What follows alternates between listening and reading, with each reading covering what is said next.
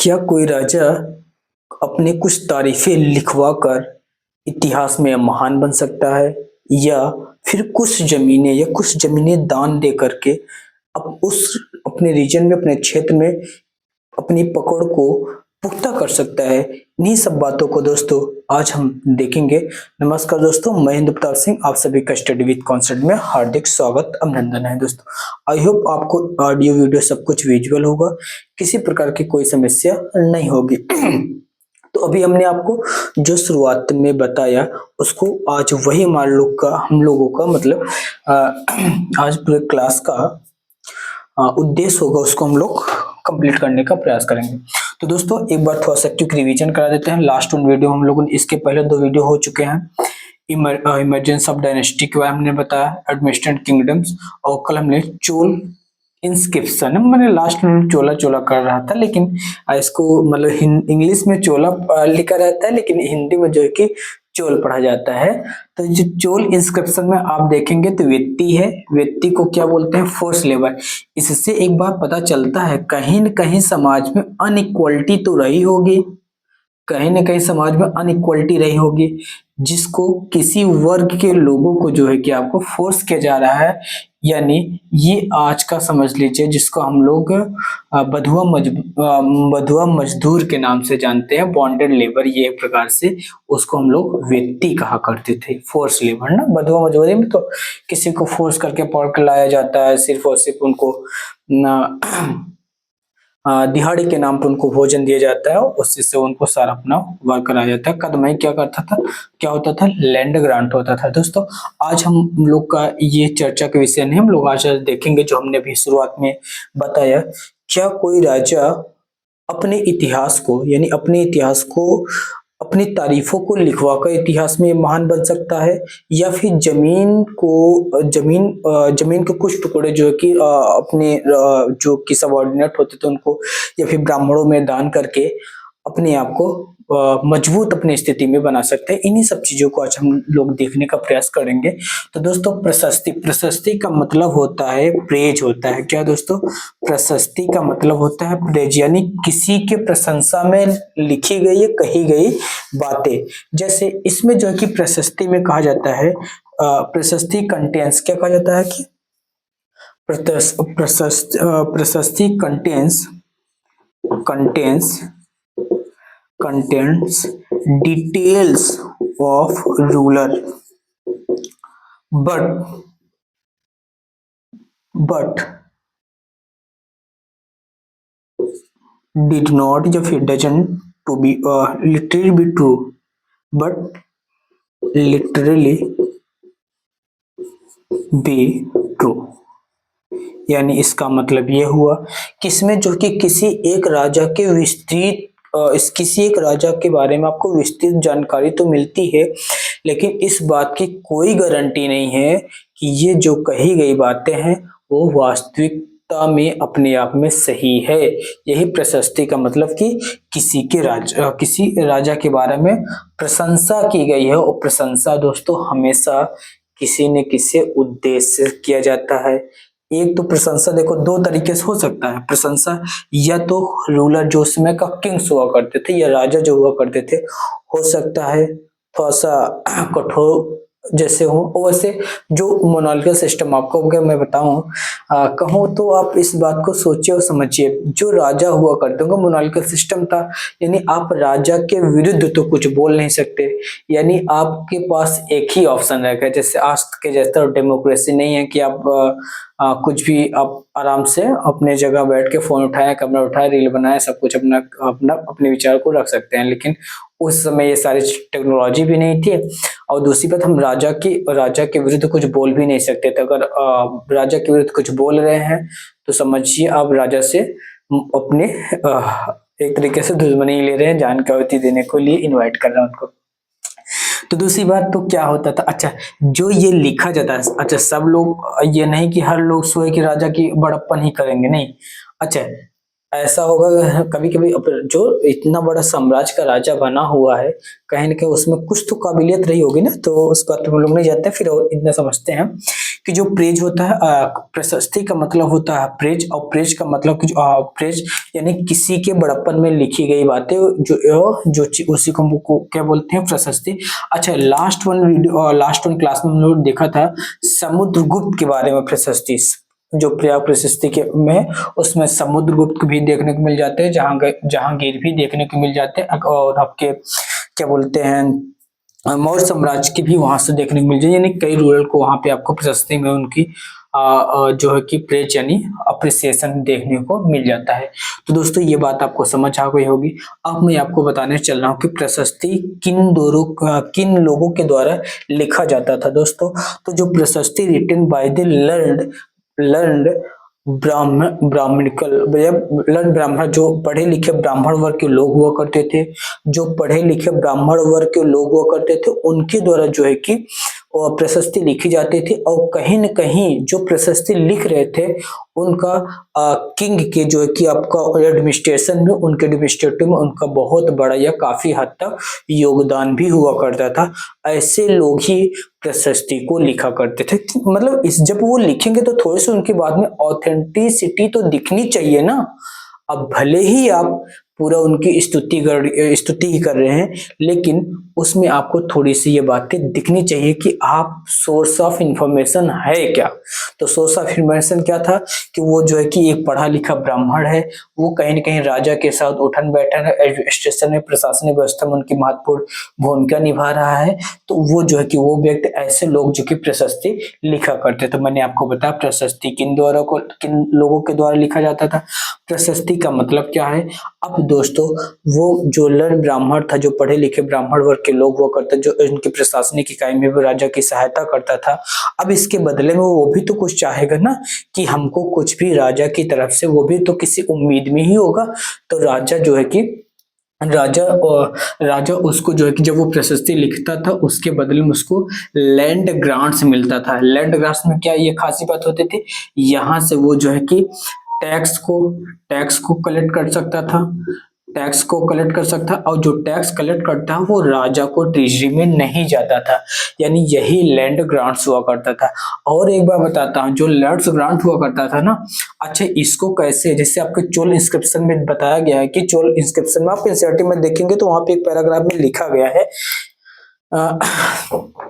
What was given with the land. जो land दिया जाता था, लोग पैसे डिमांड किया जाता था, उसमें बताया गया है कि जो लैंड दिया जाता था उसको कहीं न कहीं जो मिट्टी से एम्बैंकमेंट बना दिया जाता था, कहीं पेड़ लगा दिए जाते थे, कहीं प्रकार की बागवानी का डेवलपमेंट किया जाता था, कहीं फॉरेस्ट का डेवलपमेंट कर दिया जाता था।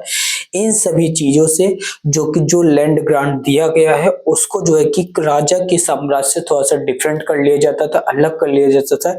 इस प्रकार से वो अपने प्राइवेट, मतलब कि कहीं कोई गार्डन, कहीं अपना ऑर्चर्ड वगैरह, कहीं वेल, कहीं अपने अदर ओपन स्पेसेस में कुछ चीजें से डेवलप कर ली जाती है।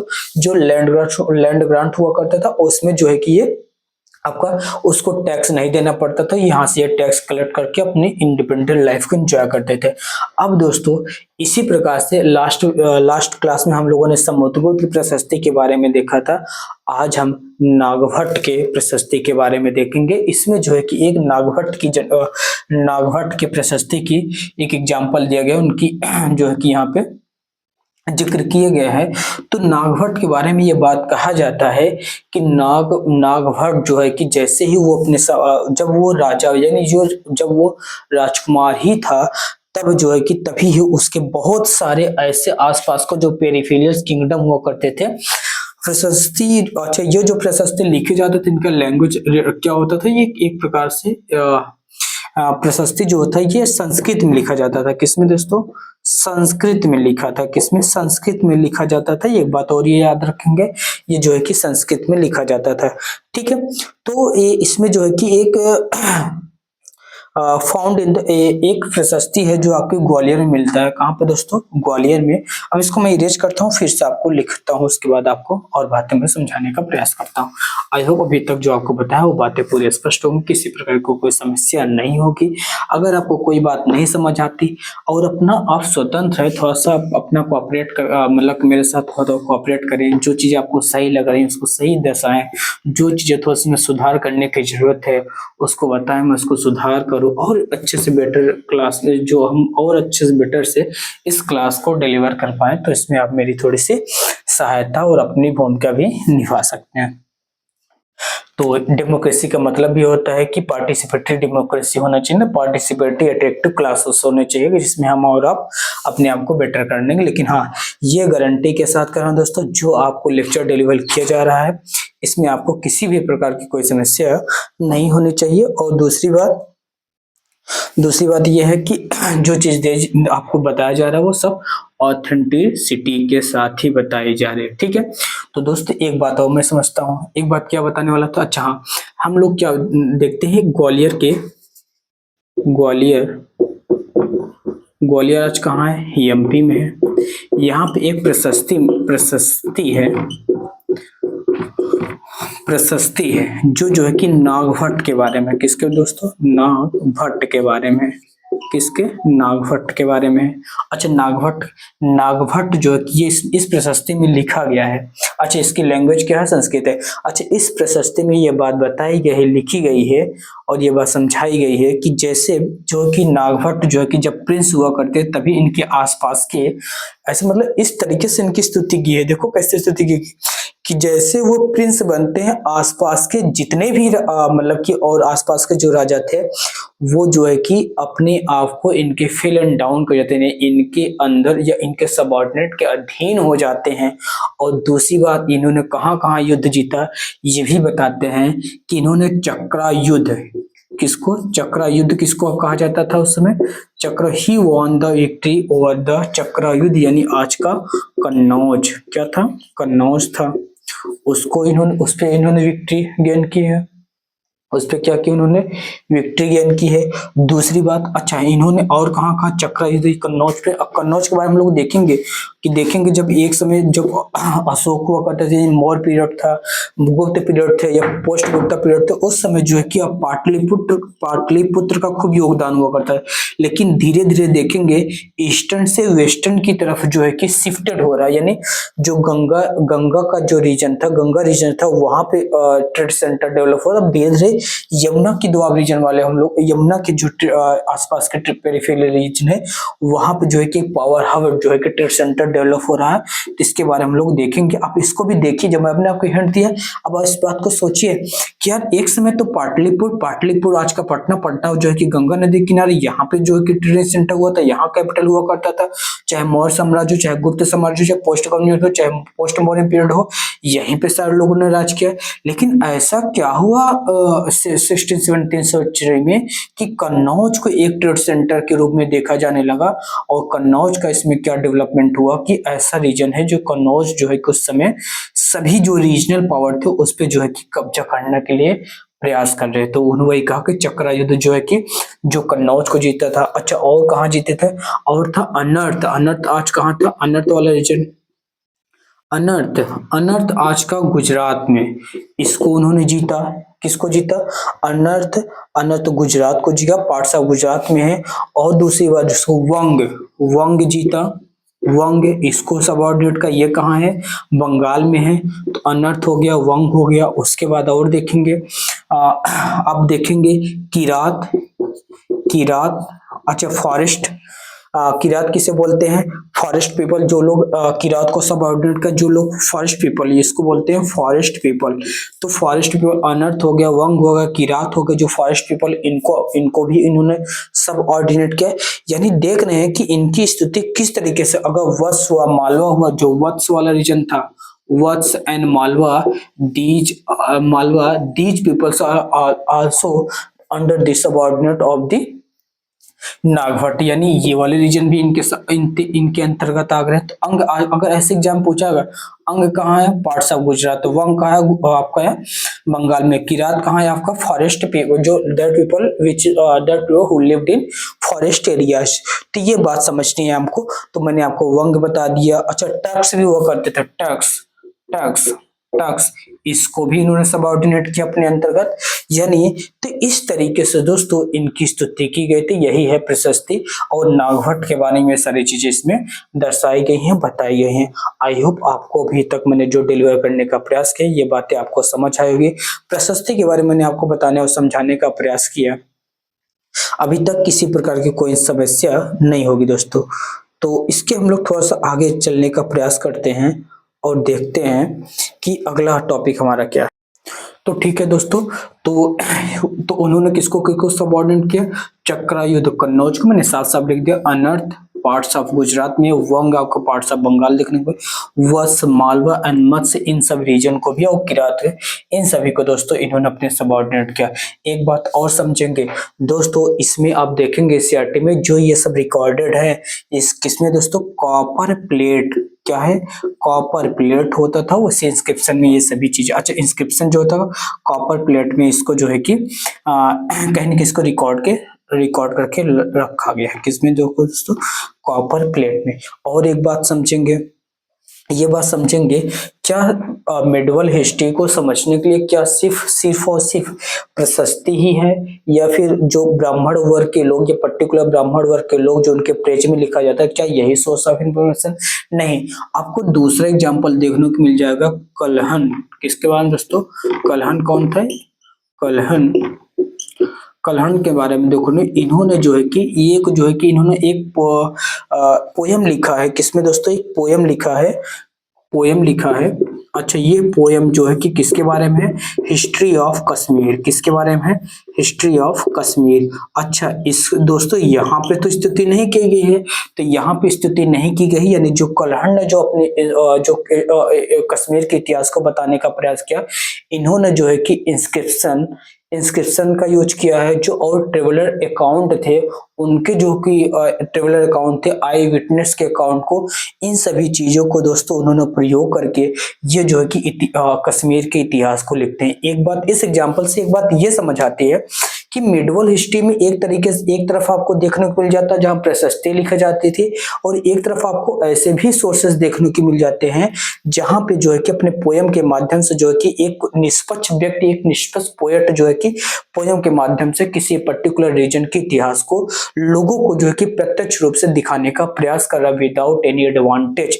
अच्छा, इसको अगर प्रशस्ति आज के युग में, अगर आज को हम लोग इसको रिलेट करके देखें, ये समझिए फ्री बीज है, एक तरीके से ये फ्री बीज हुआ था, यानी ये जो है कि जो इनके जो जैसे आज भी देखो, जो जिस पार्टी का वो करता है उसको, अच्छा जब चुनाव होते फ्री बीज देने लगती है गवर्नमेंट, तो वो लोग उसकी स्तुति करने लगते हैं। मैंने पूरी तरीके से नहीं, थोड़ा सा देखेंगे, थोड़े समय के लिए आपको फ्री बीज मिला, आप उस पॉलिटिकल पार्टी की तरफ क्या हो जाएंगे, टिल्टेड हो जाएंगे, यानी उसको वोटिंग करने के लिए जो है कि विदाउट आप लॉन्ग जो एक उद्देश्य बिना लॉन्ग ऑब्जेक्टिव देखे बिना जो है कि आप उसके तरफ टिल्टेड हो जाते हैं। इसी प्रकार से ये भी चीजें हुआ करती थी।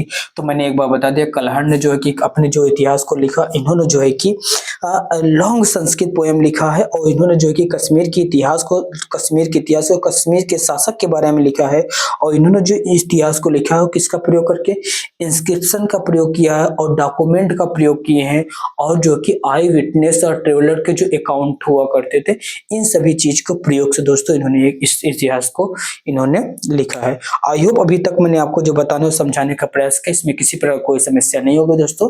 मिलते हैं नेक्स्ट वीडियो में दोस्तों। आपको वीडियो कैसी लगी ये आप अपनी प्रतिक्रिया कमेंट बॉक्स के माध्यम से हम तक जरूर पहुंचाएं। तब तक के लिए दोस्तों जय हिंद, जय भारत, थैंक यू।